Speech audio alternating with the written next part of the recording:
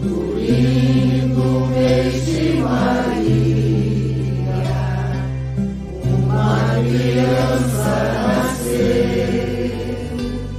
nasceu envolto em perfume, trazendo na fronte o lume que o Mestre Divino lhe deu. O sol naquele momento.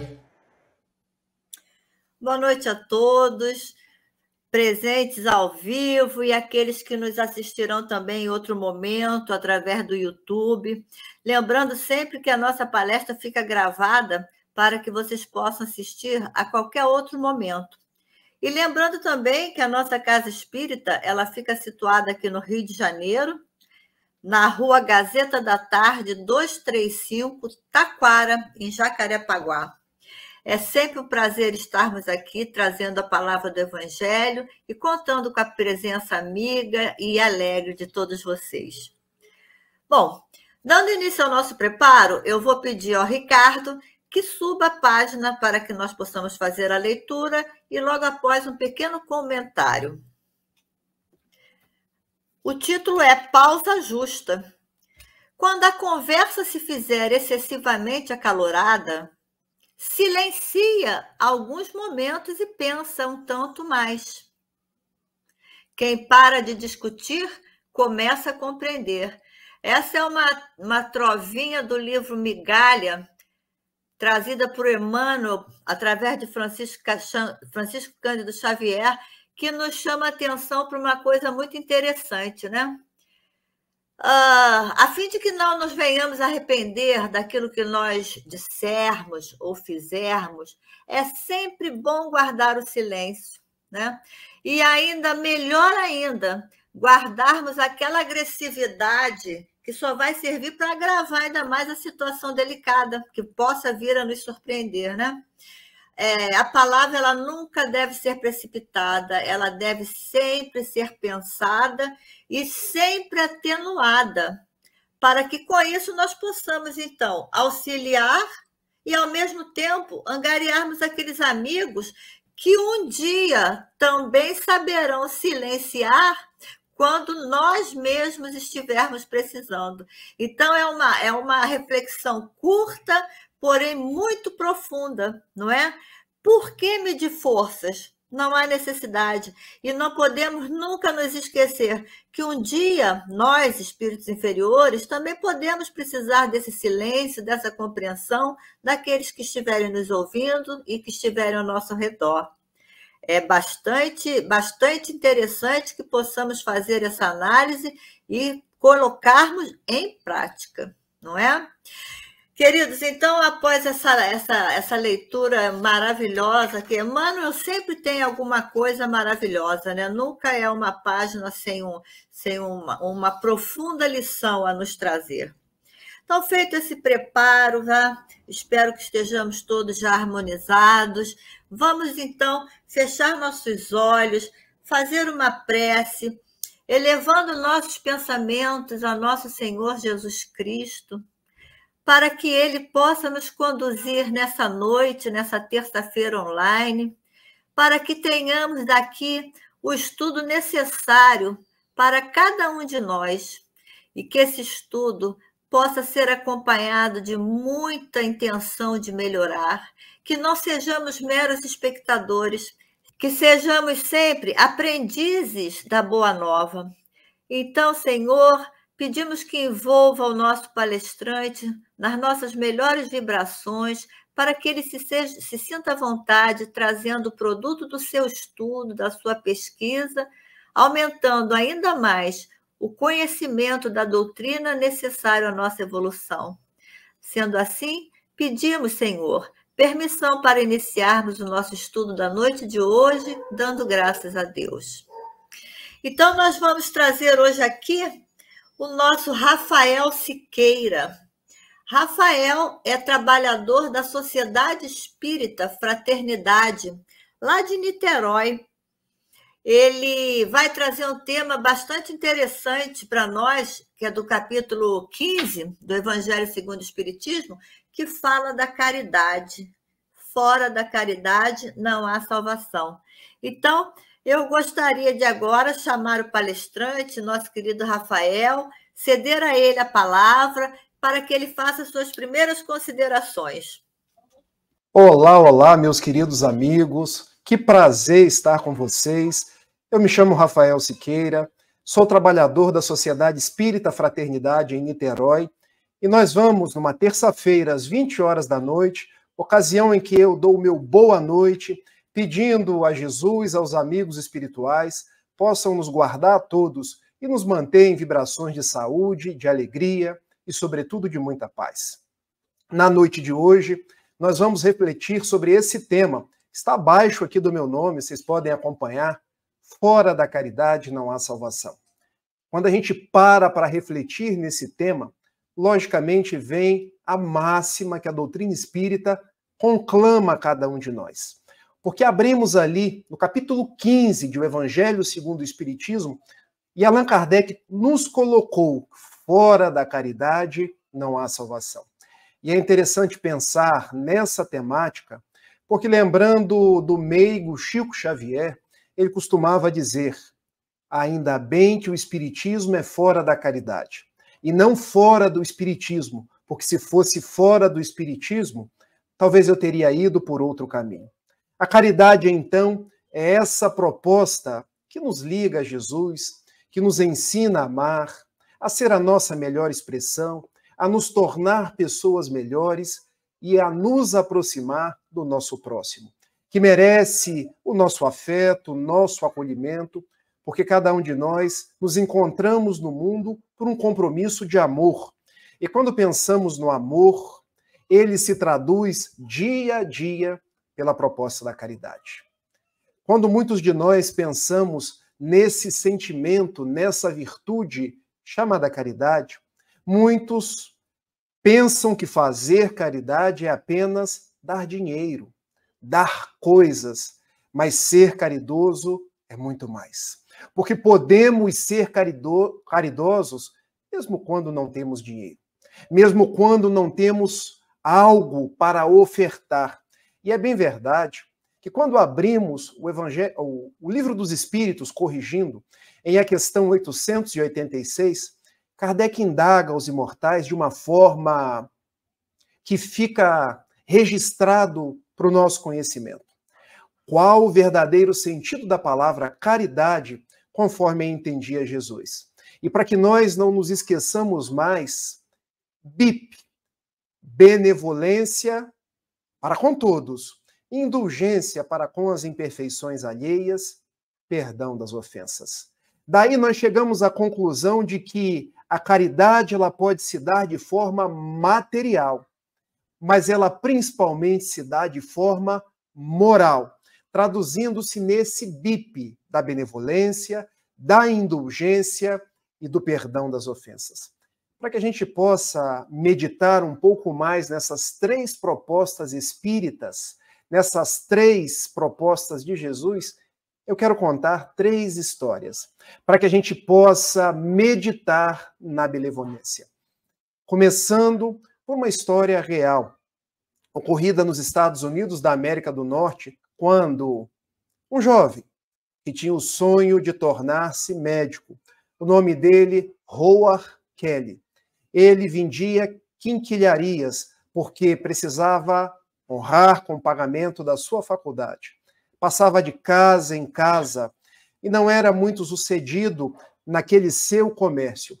Em uma das casas, ele bateu a porta e, além de oferecer os seus produtos, ele pediu um copo com água. A pessoa que o atendeu percebeu. Ele precisa muito mais do que um copo com água. Era um jovem que tinha fome, que tinha as mais variadas necessidades. E a dona da casa entra e resolve ofertar-lhe não só um copo com água, mas um copo com leite, alguns biscoitos. E ainda perguntou àquele jovem: precisa de algo mais, meu filho? Eu posso lhe ser útil nessa tarde. E ele responde: não, Por hora é o que eu preciso. Vou seguir vendendo as minhas coisas, as minhas quinquilharias, porque um dia Deus há de me ajudar.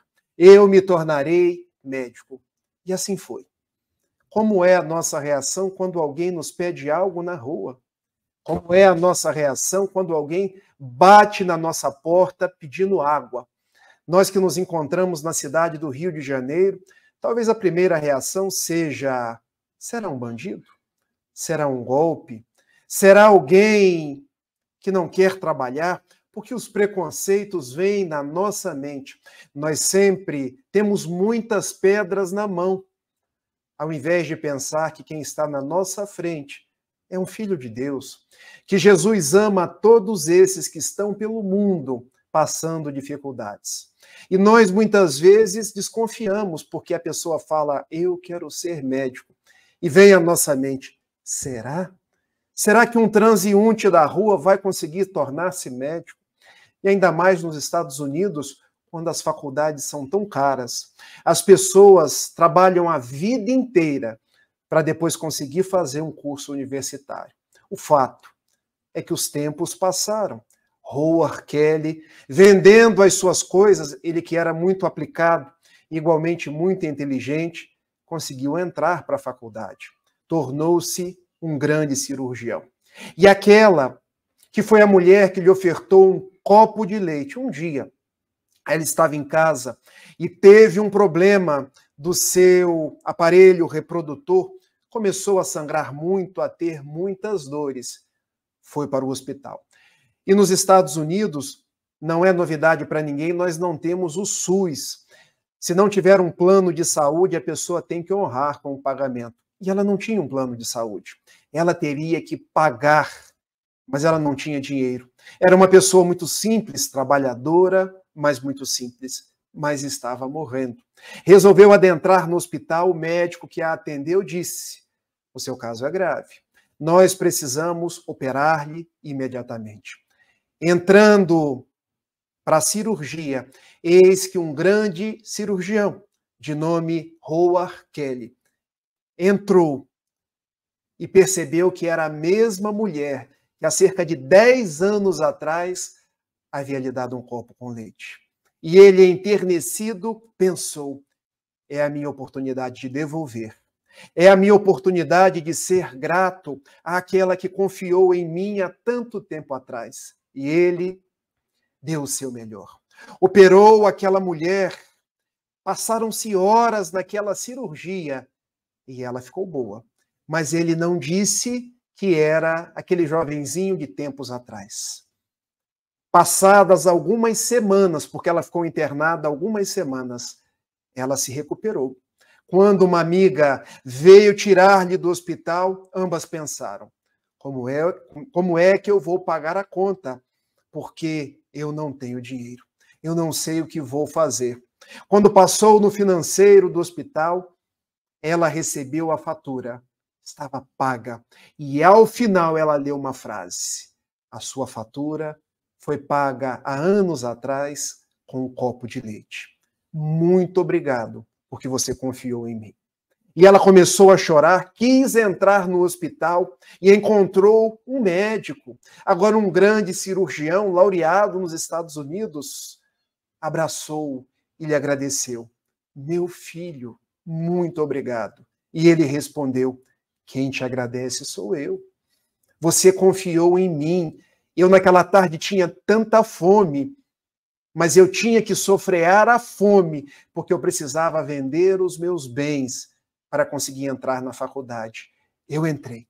Eu hoje tenho muito dinheiro, mas todo esse dinheiro não paga o que você fez por mim. Então, o tempo que eu passei com você na sala de cirurgia, todo o meu esforço, toda a minha devoção foi para dizer muito obrigado.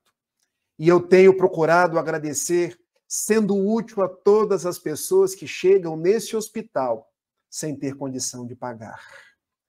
Benevolência para com todos. Bene volere, uma palavra que vem do latim e quer dizer volere, voltar-se, entregar-se. Bene, bem, dedicar-se ao bem de quem quer que seja. retirar os preconceitos, retirar as pedras da mão, estar no mundo para ser útil, deixar de pensar o que eu vou ganhar se ajudar essas pessoas, deixar de pensar, mas eu não vou ajudar fulano porque fulano vai me assaltar, vai me agredir, que nós possamos ser úteis. Quem sabe nós não estejamos ajudando alguém que um dia vai nos retribuir algo. E ainda que não retribua, o bem a gente faz por um processo de devoção íntima, sabendo que Jesus esteve no mundo e amou, sem esperar nada em troca. Amou porque o amor é o sentimento que vitaliza a nossa existência e nos aproxima uns aos outros. Meus amigos, nos dias atuais, quando pensamos na grande beleza que é a doutrina espírita nas nossas vidas, possamos meditar. É bom saber o que diz o Livro dos Espíritos. É bom conhecer tudo aquilo que nos ensina o Evangelho de Jesus, mas melhor ainda é quando nós colocamos isso em prática. É quando nós nos aproximamos das pessoas. Quando nós enxugamos lágrimas, quando nós damos do nosso tempo àqueles que nada têm. Eu ouço tantas pessoas dizerem assim, mas eu não tenho nada para dar. Não tenho dinheiro, sou uma pessoa assim, seca, que não consigo fazer nada para ninguém. E a minha resposta é sempre, ninguém é tão pobre que não tenha nada para dar. Nem ninguém é tão rico que não tenha nada para receber. Disponha-se a amar, porque o amor é um exercício. Disponha-se a servir. Dê o primeiro passo. E muitos me perguntam, e qual é o primeiro passo, Rafael? Cada um há de descobrir na própria vida, mas o nosso sorriso pode ser um primeiro ato de benevolência. Quantas pessoas vêm até nós tristes, e às vezes o nosso sorriso é para que elas continuem em frente. O abraço pode ser um primeiro ato de benevolência, porque quantas pessoas vêm até nós narrando seus dramas, suas angústias, e o nosso abraço vitaliza os seus dias. Um cumprimento bem dado. Eu hoje percebo que a gente entra no elevador e não cumprimenta o ascensorista.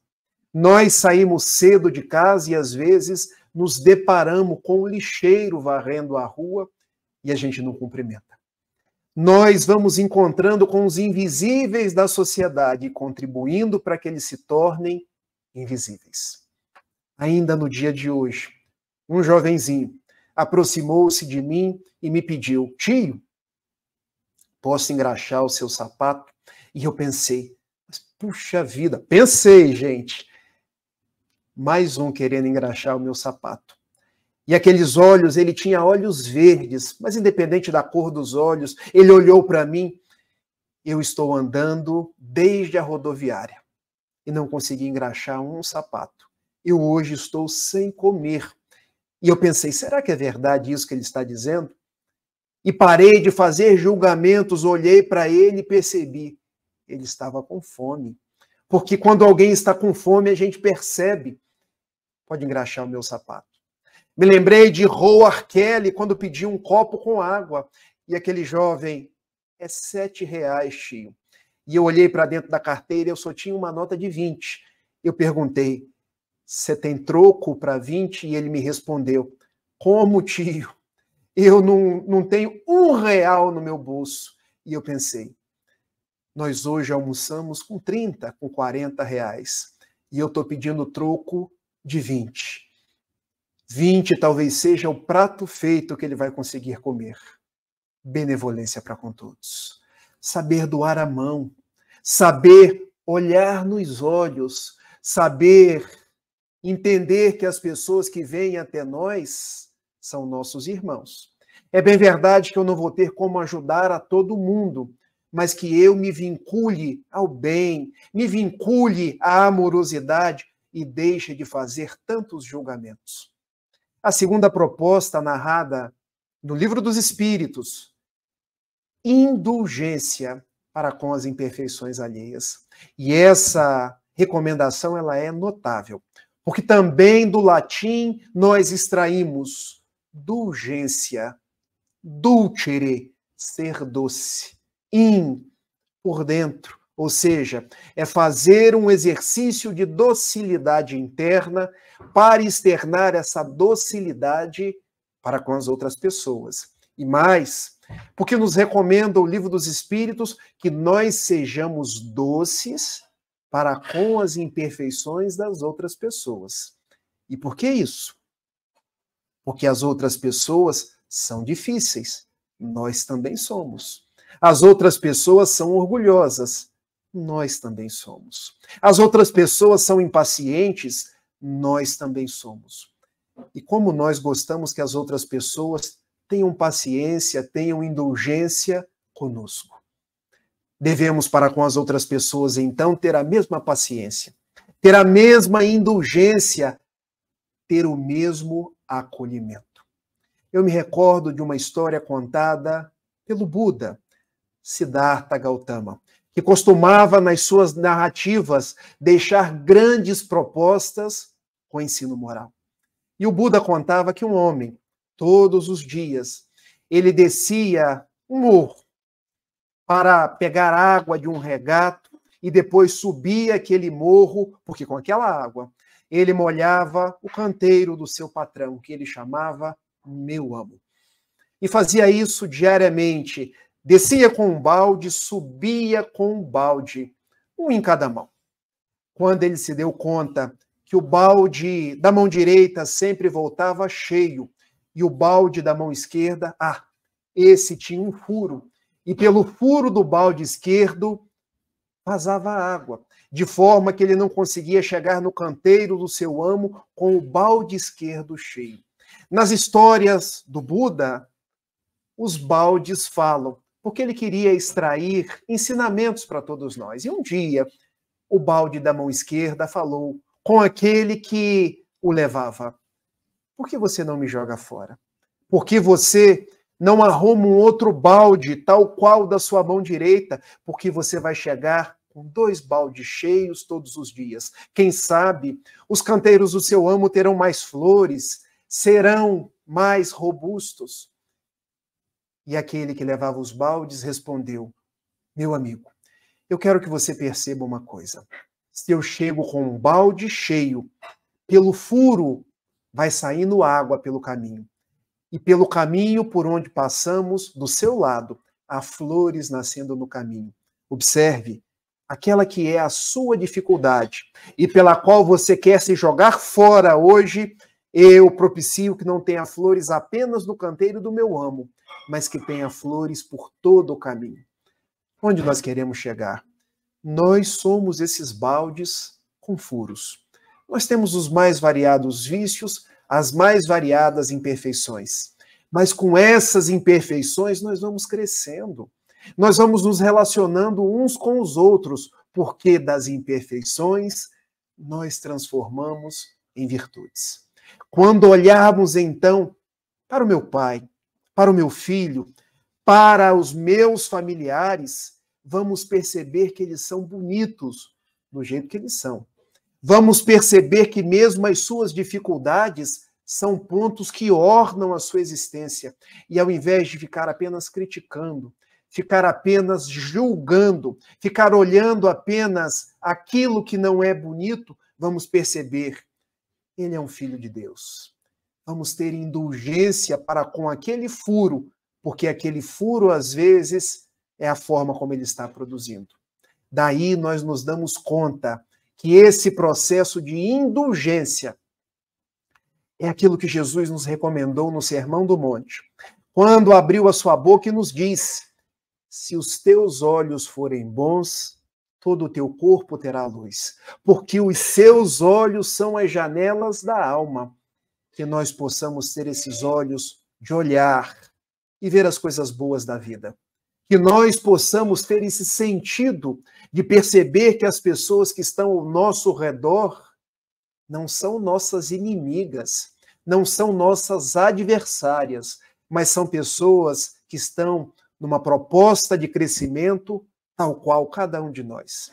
E eu quero narrar uma história da minha particularidade. Vocês já perceberam que eu sou um contador de histórias. Eu sou advogado. Trabalho numa equipe que hoje nós somos 8 advogados. Eu sou supervisor delas.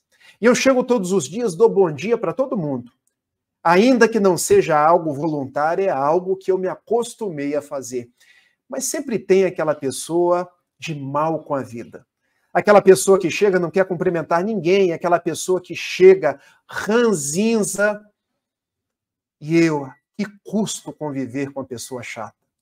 Que custo é lidar com essa pessoa? Mas um dia eu percebi algo notável. Todos os outros 7, porque nós somos 8, não nos damos conta que há uma planta no nosso setor jurídico. E apenas o ranzinza, aquele que a gente tem dificuldade de lidar com ele, é que toma de um liquidificador velho e vai até a cozinha, enche de água e coloca a água na flor. Observem, eu deixei de olhar a pessoa ranzinza e passei a olhar a pessoa que gosta das plantas, que vai até a cozinha pegar água para molhar a planta. Como é bom a gente ficar com o lado bom de cada pessoa. Como é bom a gente ver que toda pessoa tem um aspecto positivo, e mesmo aquele furo que às vezes eu julgo, eu critico, pode ser um lado positivo, pode ser algo que torna aquela pessoa ainda mais bonita.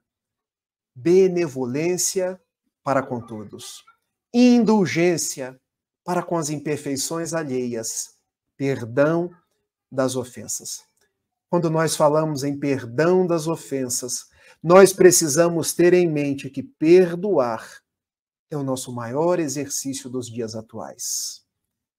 Perdoar, a própria palavra já diz, perdonare, doar-se por completo. Perdoar não é fazer a outra pessoa correta, perdoar é nos fazer livres. O exercício do perdão não é uma conexão que eu faço com a outra pessoa, porque se ela errou, ela vai ter que se ajustar. Perdoar é uma conexão que eu faço com o meu sentimento.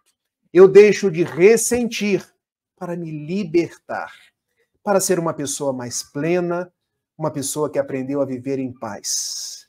E muitos poderiam dizer, Rafael, mas tem atos que são imperdoáveis. Não há nenhum ato que seja imperdoável.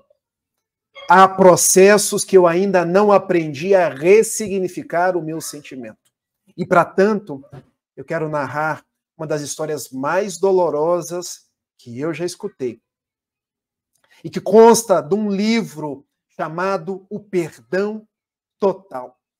E essa história narra que quando os turcos invadiram a Armênia, que durou aí de 1915 até 1921, concomitante ali à Primeira Grande Guerra Mundial, um general turco invadiu uma aldeia armênia. E notem, esse general turco entrou numa casa. Era uma família, um pai, uma mãe e 2 filhas. Ele tomou da sua arma, matou o pai. Matou a mãe, com as 2 meninas vendo. Depois de matar pai e mãe, ele abusou sexualmente da filha mais velha, com a mais nova vendo. E depois da mais nova, ele levou para a Turquia, para Istambul, e colocou no meretrício, numa casa de prostituição. São os horrores da guerra. E muitos poderiam dizer, esse ato não tem perdão, Rafael. Como assim um ato tão dantesco desse? Passaram-se os tempos. Toda sementeira tem uma colheita. Nós não precisamos ser os cobradores de quem quer que seja. A nossa consciência que precisa estar em paz. Porque quando eu estou odiando, eu perco a minha paz. Aquele general turco, ele teve um processo de câncer dos mais tenazes, dos mais difíceis. Ele chegou no hospital já literalmente apodrecendo. As carnes expostas.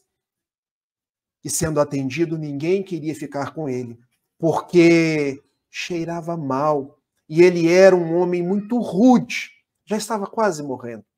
Mas havia uma enfermeira no hospital de Istambul, era uma enfermeira cristã. O dono do hospital: só sobra você. Ele é um homem muito rico, ele tem todos os recursos do mundo. Você quer atendê-lo? E a enfermeira cristã: não pelo dinheiro, mas porque enquanto enfermeiro, o meu compromisso é com a vida, é com as pessoas, eu vou cuidar dele. E ela ficou no seu leito durante semanas. E ele ficou salvo. As carnes foram recuperando, o cheiro foi passando e ele ficou bom. Ficou tão satisfeito que recompensou o hospital e quis conhecer a enfermeira que esteve com ele durante todo aquele tempo. Teve a ocasião de ter com ela e, conversando com ela, disse-lhe algumas palavras. Ela também lhe disse algumas palavras, dizendo que ele não precisava agradecer, e ele se deu conta. Eu percebo um sotaque, porque você não fala o turco da forma como nós falamos aqui em Istambul. É verdade. Eu não sou turca, eu sou armena.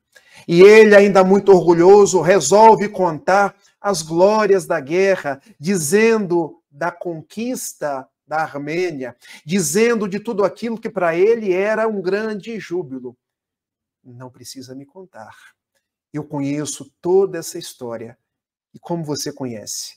Eu estava lá quando o Senhor matou a minha mãe, o meu pai, abusou da minha irmã e ainda me trouxe para Istambul, me colocando num lupanar, numa casa de meretriz.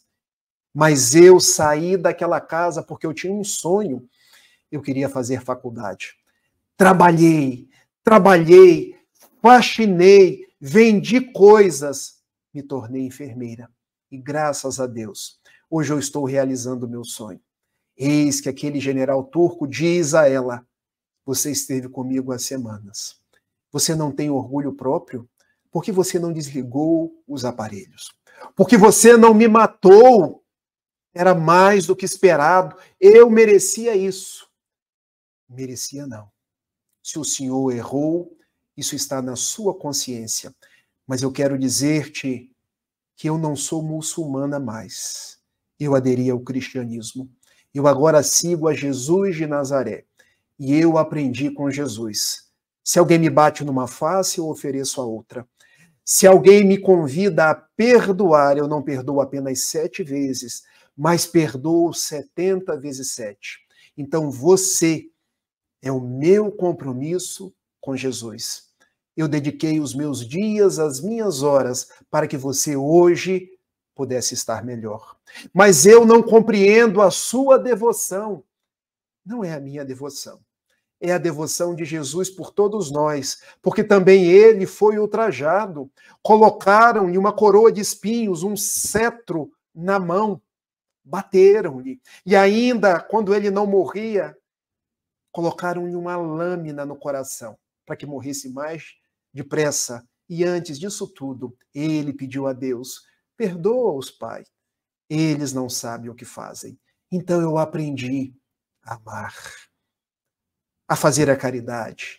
E amar, a gente ama não apenas os que são próximos, a gente ama aqueles que se fazem os nossos inimigos. Porque você pode ser meu inimigo ontem, mas nós seguiremos juntos porque Jesus, ego bonus pastor sunt, ele é o bom pastor. E nenhuma de suas ovelhas se tresmalhará. E eu pergunto a cada um de vocês: vocês perdoariam desse jeito? Talvez a resposta ainda seja negativa. Mas nós estamos a caminho. 1 passo, 2 passos, até chegarmos no processo de libertação total. Porque a caridade nos dias atuais não é apenas a caridade de dar coisas, mas é a caridade de ser benevolente para com todos. O que quer dizer que eu serei benevolente até com os bandidos. Ah, Rafael, mas ser benevolente com o bandido? Bom, se ele plantou, ele colhe. Eu não preciso ser a adaga da justiça, porque toda justiça vem do alto, vem de Deus. Eu quero ser pacífico, eu quero estar em paz. Caridade é ter indulgência para com as imperfeições alheias, porque eu não posso agir tal qual o macaco, que às vezes senta no seu rabo para falar das imperfeições das outras pessoas. A mim me cabe corrigir a mim mesmo e ao outro. Eu dou o direito de ser quem ele é. Chico Xavier dizia: o outro será sempre quem ele é. A mim mesmo, eu vou querer ser sempre melhor. Fazer a caridade é perdoar. Então, meus amigos, a mensagem que eu quero deixar para cada um de vocês é essa: perdoe, amem, sejam caridosos. Que cada dia das nossas vidas sejam essa expressão de ligação com Deus, através de atos de caridade que estão ao nosso alcance. Hoje nós estamos no Brasil, essa terra abençoada, coração do mundo, essa pátria do Cruzeiro, porque nós nascemos com esse compromisso de amor, com esse compromisso de perdão, com esse compromisso de fazer a caridade onde quer que nos encontremos. Quando nós estávamos reencarnando, nós recebemos uma chancela de amigos queridos, de espíritos guias da nossa vida que disseram: agora o Rafael vai. Agora ele vai ser diferente de milênios quando ele vem agindo ao sabor do seu orgulho, do seu egoísmo. Agora ele será capaz de amar, de fazer a caridade, de perdoar. Este é então o nosso compromisso com o Cristo, o nosso compromisso com Jesus. Sigamos em frente, sigamos nos dando as mãos, sigamos sem perder a esperança. E como não perder a esperança? Façam a caridade. Sejam os olhos daqueles que não podem enxergar, sejam as mãos daqueles que não as têm, seja o conforto daqueles que passam pelos dias de agrura, pelos dias de dificuldade. Não se cansem de servir, ainda quando desamados. É preciso amar, é preciso fazer a caridade. Ainda quando se nos apontem o dedo em riste, é preciso não devolver a ofensa, seguir amando, seguir perdoando. Ainda mesmo que o mundo nos apresente as mais variadas dificuldades, é preciso estar com Jesus e fazer o nosso melhor. Lembrando, já nas minhas considerações finais, que um dia um homem que era um doutor da lei, de nome Saulo, que quer dizer orgulhoso, se fez Paulo, que quer dizer pequeno, daquele que ordenou o apedrejamento de Estevão. Ele se converteu no apóstolo da gentilidade, pregando Jesus em viagens pelos mais variados rincões da Ásia Menor, do reino de Israel, falando de Jesus como príncipe da paz. E se nós temos hoje o espiritismo e o próprio cristianismo, é porque um dia aquele homem falou de Jesus, espraiou os lindes, os limites do cristianismo para além das fronteiras de Israel. E ali, pela cidadezinha de Corinto, no ano 52, quando ele já estava muito requisitado, ele não tinha mais como ir a todos os lugares. E conta o livro Paulo e Estevão que ele sentiu a aproximação. Era o próprio Cristo, dizendo: Estevão ficará contigo. E nós começaremos a escrever às comunidades. As cartas de Paulo, então, são cartas do próprio Jesus. E há uma carta de Paulo lá em 1 Coríntios, capítulo 13, quando falando sobre o amor, caridade, ele assim nos diz: ainda que eu falasse a língua de todos os homens e a língua dos próprios anjos, sem caridade, serei como bronze que soa ou símbolo que retine. Ainda que eu tivesse o dom de profecias, que penetrasse todos os mistérios, ainda que eu tivesse perfeita ciência de todas as coisas, sem caridade eu nada serei. Ainda que eu tivesse toda a fé, a ponto de transportar montanhas, sem caridade, tudo isso de nada me valeria. A caridade é paciente, é branda, é benfazeja.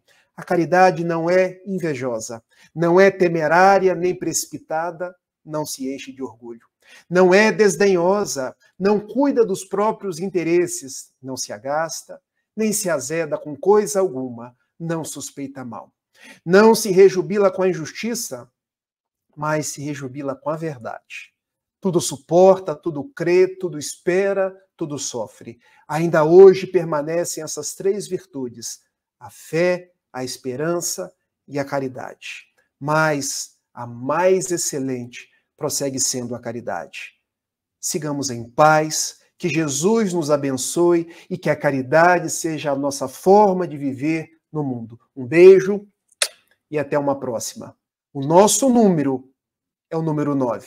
Que Deus abençoe a todos. Tchau, tchau.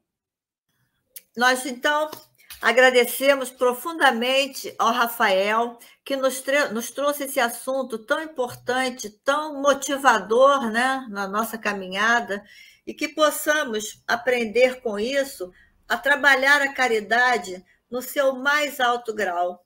Que possamos, desde o início, desde aquele olhar, desde aquele abraço, daquela condição de carinho que nós dirigirmos àquele que estiver à nossa proximidade, até a verdadeira caridade, que é o amor acima de tudo, amar o próximo sem olhar a quem.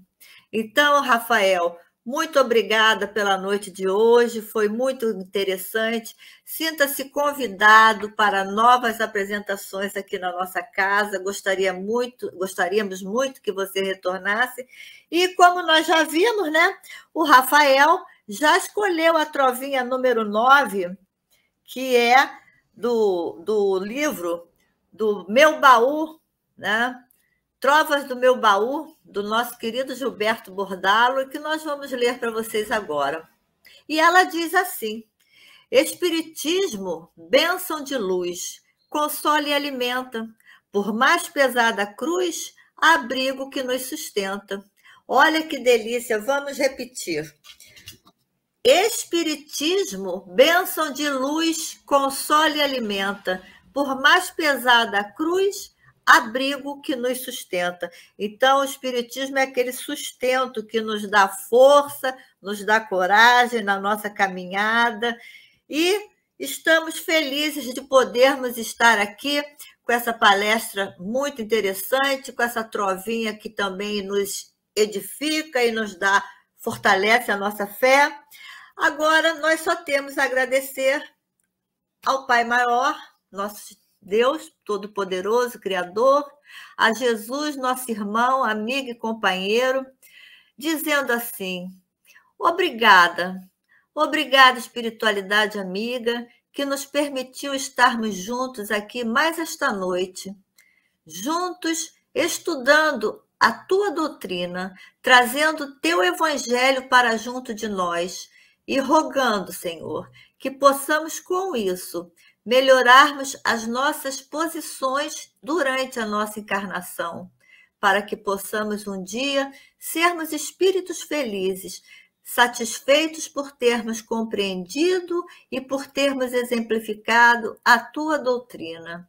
Assim, Senhor, pedimos permissão para encerrarmos os trabalhos da noite de hoje, dando graças a Deus. Muito obrigada, Senhor.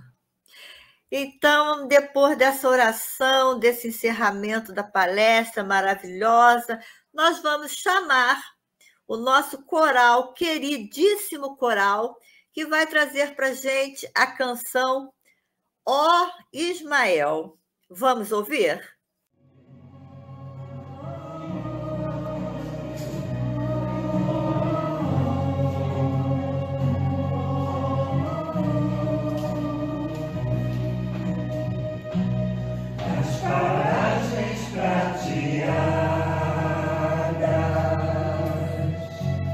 Nós ouvimos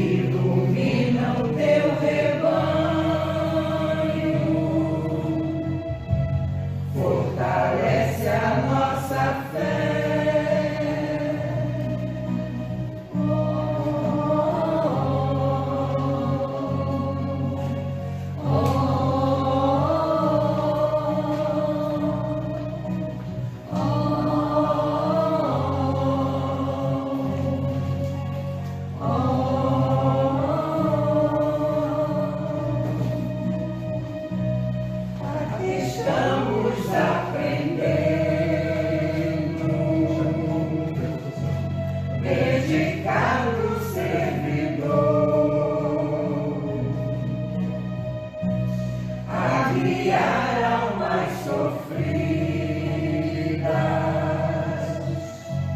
desgarradas do amor.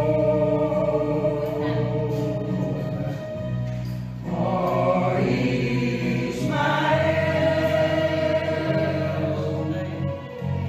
guardião do meu Brasil, ilumina o teu rebanho, fortalece a nossa fé. Ó Ismael, guardião do meu Brasil, ilumina o teu rebanho, fortalece a nossa fé. Ilumina o teu rebanho, fortalece a nossa fé.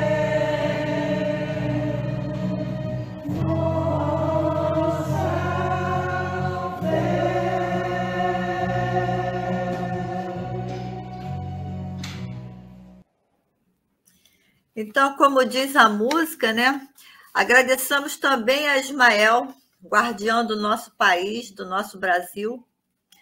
E chegando agora ao final do nosso encontro, só de curiosidade, eu ainda gostaria de informar que essa vinheta que aparece, né, contando a história da nossa casa, ela é desde a compra do terreno até o início da construção do primeiro prédio, né, de quando começou a funcionar a nossa Casa Espírita Eurípides Barçanufo. E a música que acompanha a vinheta é uma das composições também do nosso coral, tá bom? Gente, boa noite a todos, um beijo no coração de todos e que possamos estar em paz e que estejamos juntos também daqui a 15 dias na nossa próxima terça online, com Jesus no coração. Boa noite.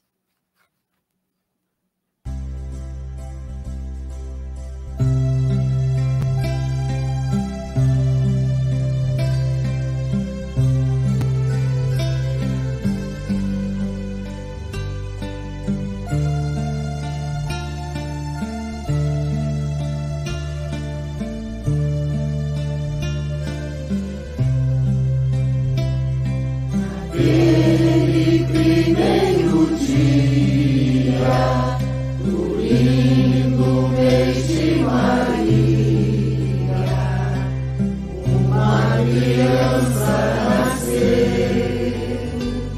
nasceu envolta em perfume, trazendo na fronte o lume, e o mestre divino lhe deu.